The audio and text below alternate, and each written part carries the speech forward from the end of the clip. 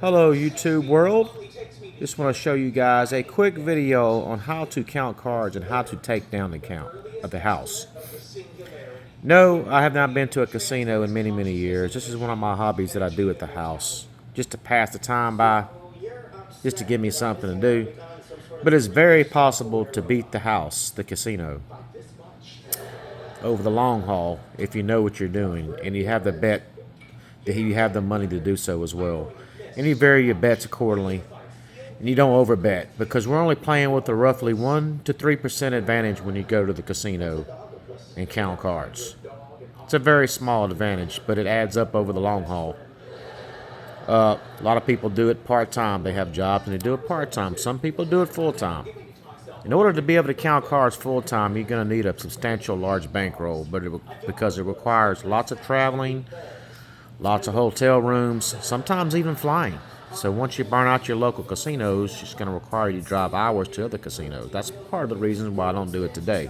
It's much easier for me to go to work. As I stated before, it's a pastime that I do at the house. Mostly on an app on my phone, I practice card counting. The Blackjack apprenticeship app, specifically. But to give y'all a rundown on how to do this, I'm going to show y'all how to do it. The goal is to deplete as many small cards as possible. The more high cards are in the deck, the more favorable it is for the player. The more small cards are in the deck, the more favorable it is for the house. Right? So let me give you an example of how this works. We have a deck of cards here. Aces count as -1. Any aces in the deck count as -1. Ace, king, queen, jack, 10. All those are high value cards. Those are going to count as -1. 2, 3, 4, 5, 6 is going to count as a positive. 7, 8, or 9 are neutral cards. You do not count those cards. You just ignore those when you come out. So all you're doing, for example, is right now you have a 17 right here, right? This is a -1. Now you're going to subtract -1. Now it's going to go back to +1, right? So -1 and +1, that's going to end up being a 0. Or you can look at it like this. You have a +1 coming out. Now the ace comes out. Now it's going to equal to 0 because now the count is 0. For example, another queen's coming out. Now you have a -1, -2, -3, -4, -5. It's a neutral card. Still -5, -6. That's a +1 because 2, 3 through 6s count as a positive. So now you got to go back to -5. You have to subtract 1 because the count was -6 and now it's -5. -6, -5, -4, -6, -7, -8, -7, neutral card, -8, -7, neutral card, -6, neutral card, -5, -4, -5, neutral card, -4, -3, -2, -1. We have an even count. Neutral card, -1. Even count, -1, -2, -1. Even count, it's back to 0.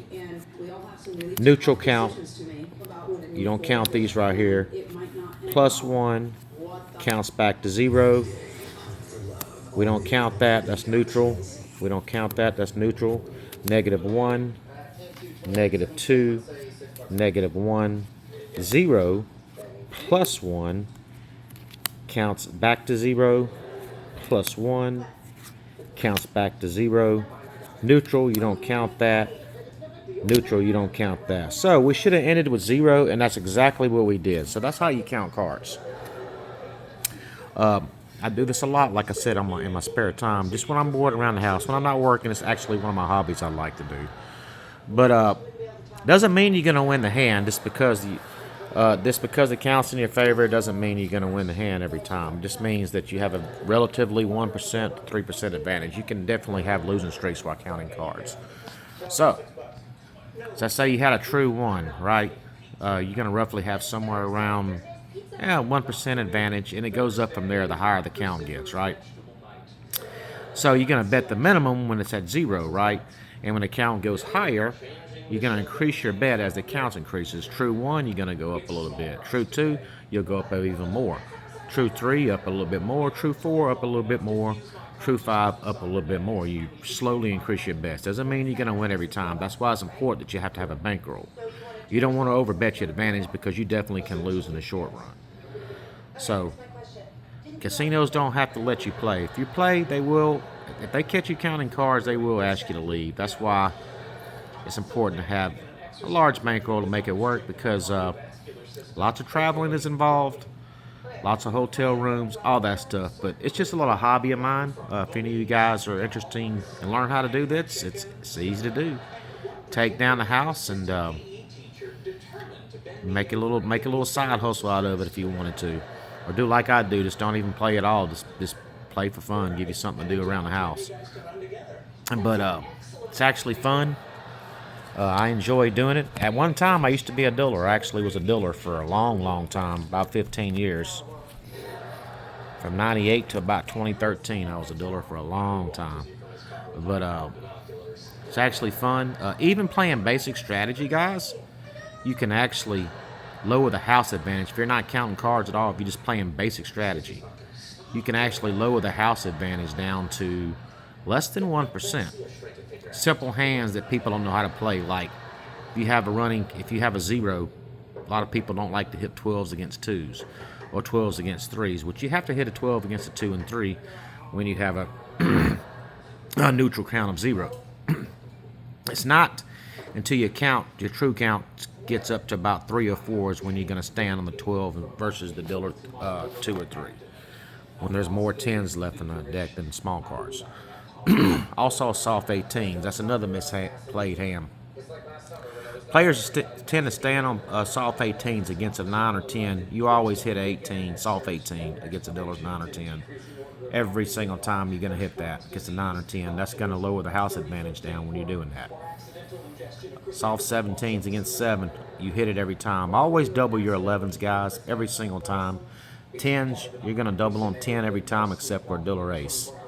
But you can deviate. You can use what they call deviations to double that 10 against that 8, against that ace if the count is high enough. Practice this at home. It'll take you about a month or 2 to learn it. And I'm going to make another video here pretty soon. And if you want to learn more about card counting, and just hit that like button, consider subscribing to my channel. And got any questions, just let me know in the comments.